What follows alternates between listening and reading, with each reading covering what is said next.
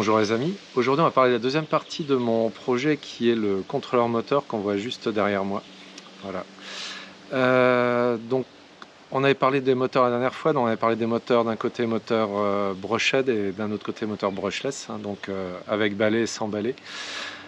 Pour les moteurs à balai, donc les moteurs à courant continu, je ne parlerai pas de ces variateurs. Alors, on appelle ça plutôt un variateur électronique. Donc là en fait c'est vraiment un découpage du courant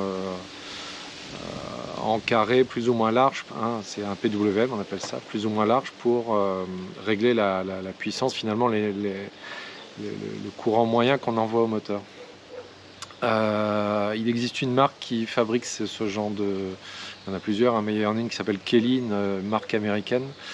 D'ailleurs Jean-Noël Boujard qui utilise le moteur disque utilise, il me semble, un contrôleur Kelly.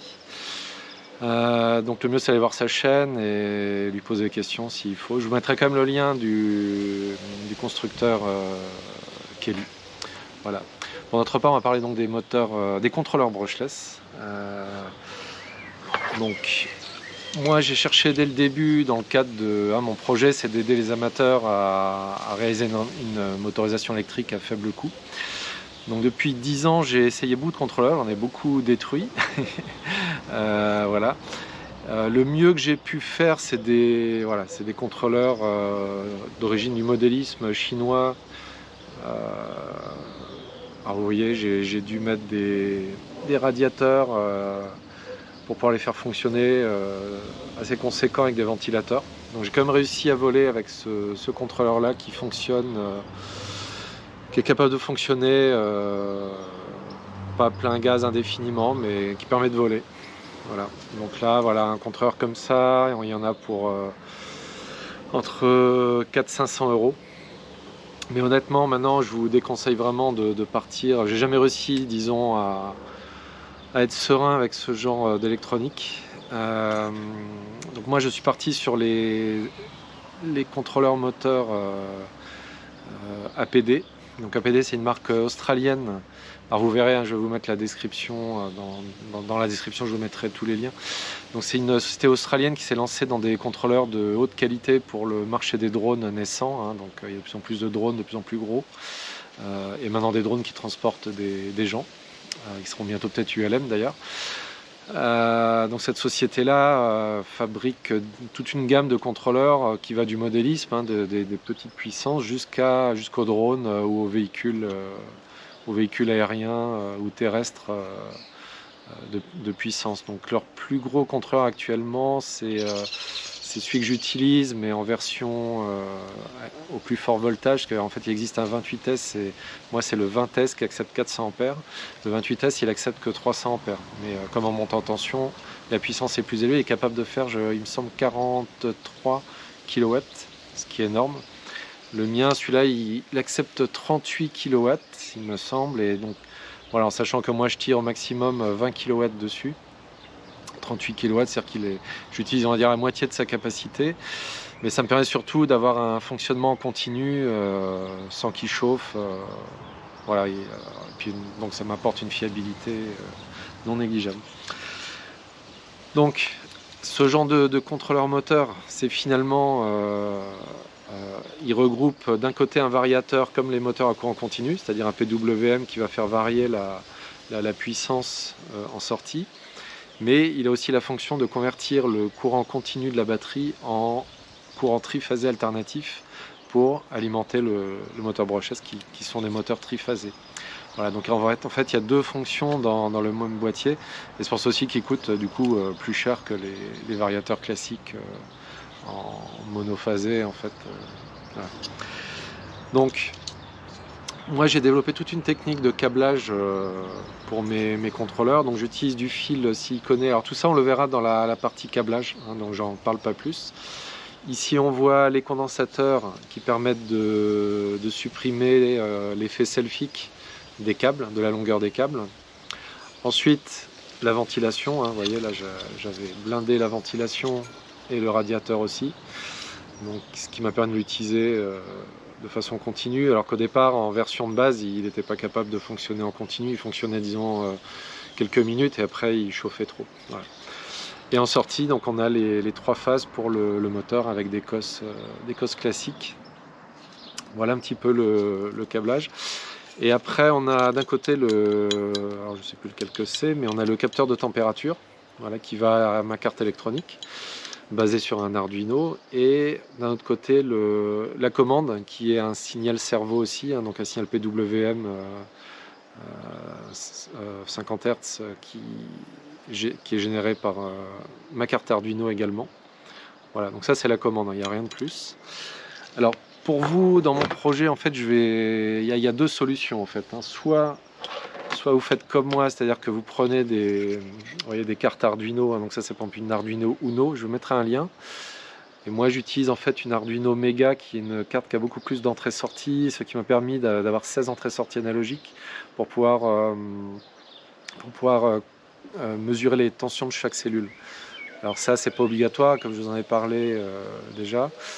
Vous pouvez à la limite utiliser une simple Arduino Nano qui vous permettra de mesurer, générer le signal qui va aller au contrôleur moteur, lire le potentiomètre qui va vous servir de manette des gaz, et qui va vous permettre de mesurer les différentes températures, batterie, moteur et contrôleur avec des capteurs dont je vous parlerai également.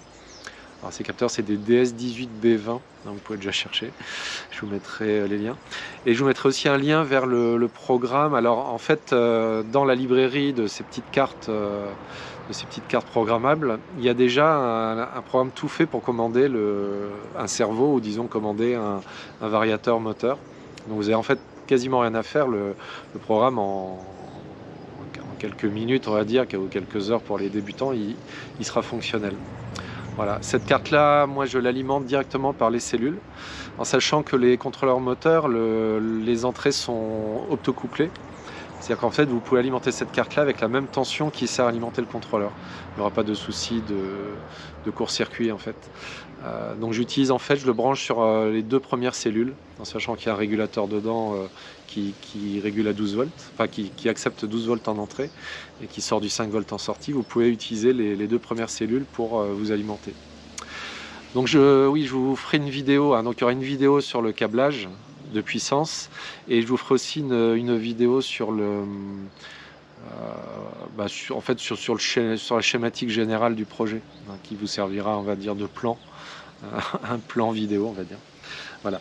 L'autre solution que je vous conseille, si vous voulez pas vous lancer dans le développement logiciel, parce que tout le monde n'est pas forcément apte, c'est d'utiliser un petit contrôleur de cerveau. Alors j'en ai encore quelques-uns, j'en avais acheté tout un tas et j'en ai encore à vendre, il se trouve plus celui-là. Maintenant il y en a d'autres modèles, hein. Alors donc ces petits appareils là, on les alimente pareil sur la batterie avec deux cellules, on les alimente en... Alors il faudrait que je vérifie, mais bon, en 5 volts, dans un petit régulateur. Ça doit être marqué dessus. Là, on peut les alimenter entre 5 et 6 volts. Et au minimum, ils disent 4 volts 5. Alors sur une cellule, ça va être un peu limite. Et sur 2 cellules, on risque de le griller. Parce que 2 cellules qui sont chargées, on va avoir 8,4 volts sur nos batteries, sur les 2 premières cellules. Alors là, le mieux, c'est soit mettre une petite batterie externe, que vous rechargerez de temps en temps, soit mettre un régulateur en plus pour l'utiliser. Donc ces petits modules, ils ont un potentiomètre, vous voyez, qui vont là, c'est de 0 à 9, mais bon, on va dire ça va de 0 à 100%. Donc là, on est gaz réduit, et puis on va pouvoir jouer sur les gaz à la main, comme ça. Donc ça correspond à ce que j'ai sur ma machine, même si j'ai une carte électronique et que j'utilise pas ces petits modules. Et donc voilà, ces petits modules, ils ont des entrées, hein, c'est des prises servo classiques, et donc dans une entrée on met la tension alimentation, et dans l'autre on a le signal qui va aller directement au contrôleur moteur. Après celui-là il est bien parce qu'en fait souvent ils ont un mode manuel, un mode neutre où il va se mettre au neutre, le cerveau va se mettre au neutre, et un mode automatique où le cerveau va bouger tout seul. Alors ça c'est pas une bonne idée, hein, parce que si les gaz, si vous démarrez le système avec le cerveau qui fait ça, ça peut être dangereux. L'avantage de celui-là, c'est qu'en fait, il a un petit interrupteur mécanique, vous voyez, on le voit là. Et donc, je peux le mettre sur manuel, et en fait, il sera toujours au démarrage sur manuel. Alors qu'il y en a certains où c'est un bouton, c'est-à-dire qu'on l'allume, et en fait, avec un bouton, on est obligé de choisir le mode. Alors, bon, ceux-là, j'ai eu du mal un peu à les trouver, où il y a un bouton mécanique pour définir le mode. Je vous mettrai des liens sur différents modules qui existent. Voilà. Maintenant, je voulais aussi vous montrer, donc là c'est le même contrôleur que vous avez vu tout à l'heure, hein, mais désossé.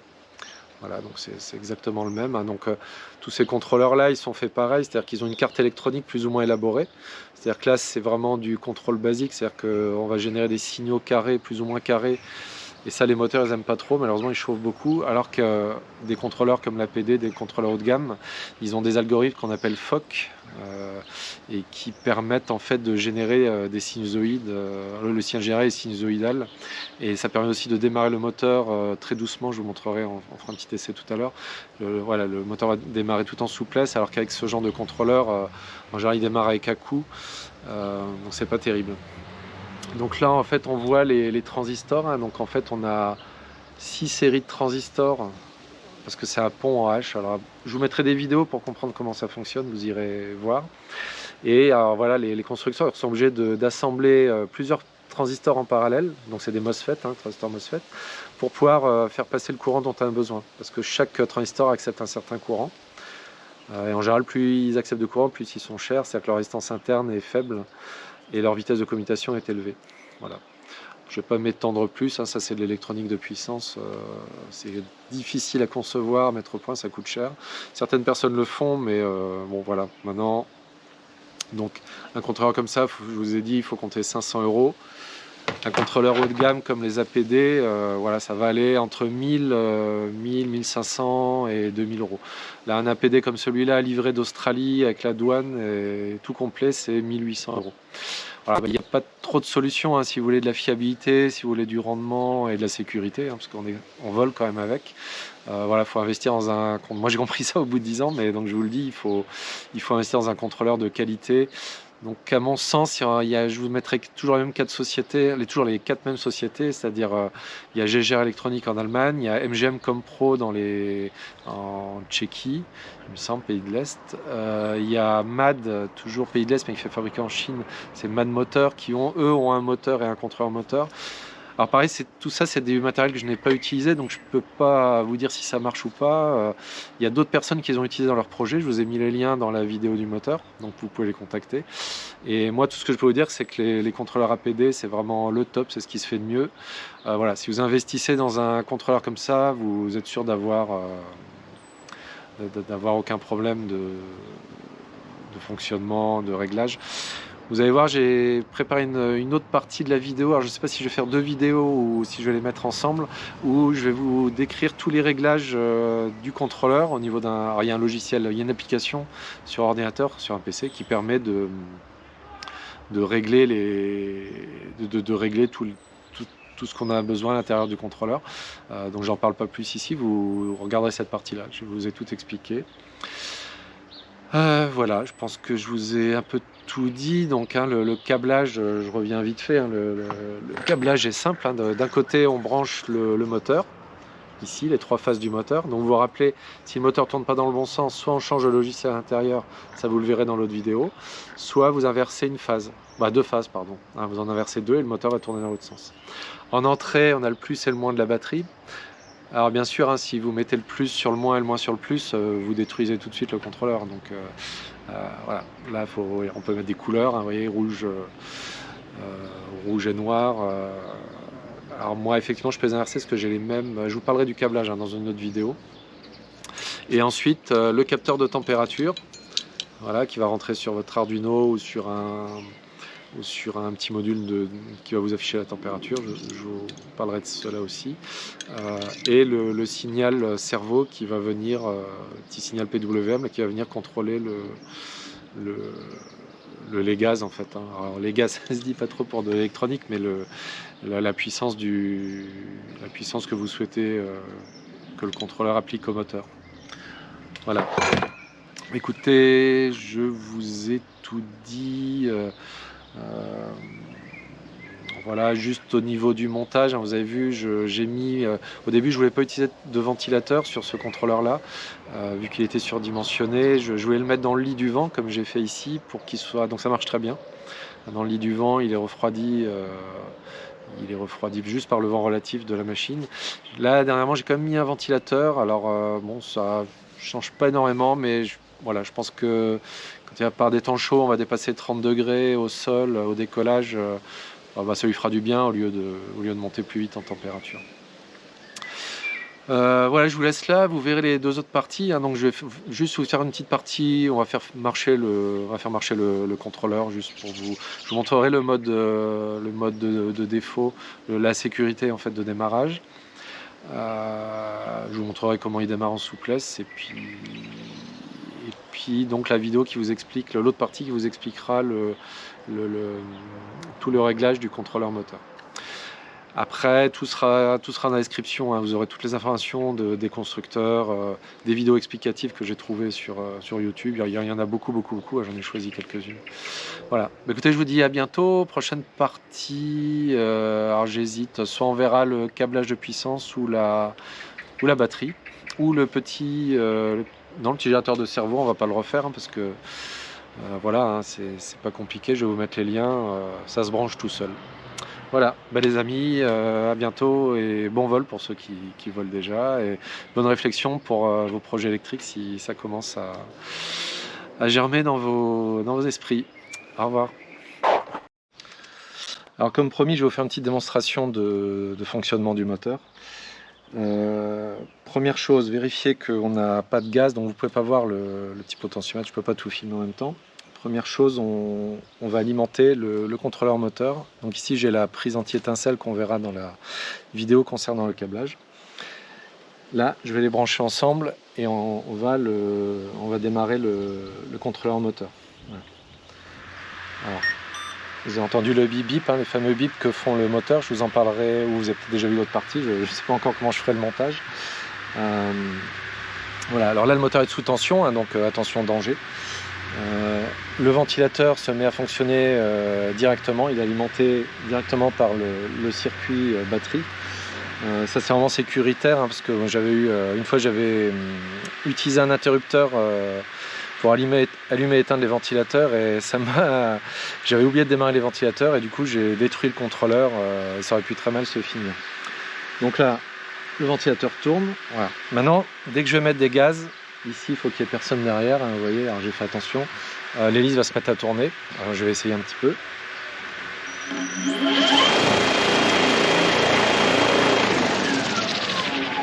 Donc là en fait j'ai mis, là j'ai 30% de puissance, c'est ce qui me sert là il taxi pas, enfin sur le dur il commence légèrement à avancer. Voilà, c'est le minimum de gaz que je mets tout le temps, sachant que moi vous savez je n'ai pas de potentiomètre, j'ai 12 positions différentes de puissance parce que je n'ai plus d'entrée analogique sur ma carte, mais vous ça sera pas pareil, hein, vous pourrez gérer la puissance finement comme vous l'entendez. Qu'est-ce que je voulais vous dire, oui, vous entendez ce genre de contrôleur haut de gamme, le moteur il démarre vraiment. Alors je voulais vous dire aussi quelque chose, c'est que les moteurs brushless, il existe des moteurs à capteurs, c'est-à-dire qu'ils ont des capteurs intégrés qui permettent de connaître la position du moteur. À un instant donné, ils savent exactement où est le moteur. Ce genre de contrôleur en fait et ce genre de moteur n'ont pas de capteur, et donc en fait le contrôleur moteur il utilise alors vous regarderez dans les vidéos, il utilise la force contre-électromotrice que génère la bobine qui n'est pas alimentée, parce qu'en fait sur les 3 bobines, on va dire les 3 circuits, il y en a une qui n'est pas alimentée et elle va donner finalement un signal, elle va permettre de connaître sa position grâce à la force qu'elle génère au retour d'énergie que font les aimants dans la bobine. Voilà. Donc regardez, là je vais refaire un démarrage, vous allez voir, c'est tout en souplesse. Les contrôleurs à 500 €, comme je vous ai montré tout à l'heure, quand on démarre le moteur, alors je peux pas vous le montrer, mais voilà, il démarre vraiment avec un à-coup, clac comme ça, et le moteur tourne. C'est vraiment pas élégant. Donc voilà, c'est pour ça que maintenant il faut vraiment utiliser ce genre de contrôleur. Je vais vous faire une autre manip, je vais en fait essayer de brancher le contrôleur avec la manette, avec les gaz mis au maximum. Donc là, normalement, a priori, il devrait partir à fond, mais heureusement, ces contrôleurs-là, ils ont une sécurité, vous allez voir, et il va m'avertir qu'il va biper tant que je ne vais pas remettre mes gaz à zéro. Alors je vais faire un bip, donc je l'éteins. Voilà. Là, je vais mettre les gaz à fond sur ma manette, hein, vous ne pouvez pas le voir. Donc là, j'ai les gaz à fond. Normalement, si je branche, le moteur va partir à fond, mais c'est pas ce qui va se passer. Donc je rebranche le contrôleur.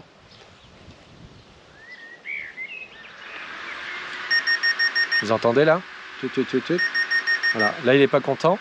Et il me dit, ben, les gaz sont à fond, il faut faire quelque chose que je peux pas démarrer, le contrôleur. Donc je vais remettre les gaz à 0. Voilà. Et là, il fait tut. Vous voyez, un court, un long. Là, ça veut dire que maintenant, si je mets les gaz, voilà, il tourne. Hein. Mais il attend, si jamais on avait les gaz à fond, il va attendre qu'on les remette à 0 avant de pouvoir avoir la puissance. Donc ça, c'est vraiment, au niveau sécurité, c'est intéressant. Sans électronique supplémentaire, hein, l'avantage de ces contrôleurs très évolués, c'est qu'ils font tout eux-mêmes. Il n'y a vraiment rien besoin en extérieur. C'est-à-dire qu'en fait, donc, il faut la batterie, le moteur, le contrôleur moteur et le petit générateur de signal PWM de cerveau et le câblage, et vous avez une motorisation électrique. Donc c'est 5 parties que je vous décris progressivement.